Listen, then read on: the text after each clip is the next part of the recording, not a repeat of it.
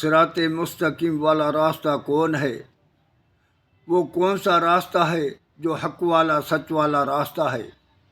اللہ تعالیٰ اپنے مقدس کلام میں فرماتا ہے قل ھذی سبیلی ادعو الی اللہ علی بصیرۃ انا ومن اتبعنی وسبحان اللہ وما انا من المشرکین۔ اے میرے محبوب، کائنات والوں کو بتا دو کہ یہ میرا صراط مستقیم ہے۔ میں اللہ کے طرف بلاتا ہوں۔ مجھ سے محبت کرنے والے، مجھ کو چاہنے والے، وہ بھی اللہ کے طرف بلاتے ہیں، بڑی دانائی بڑی حکمت عملی سے بلاتے ہیں، کیونکہ ہم مشرک میں سے نہیں ہیں۔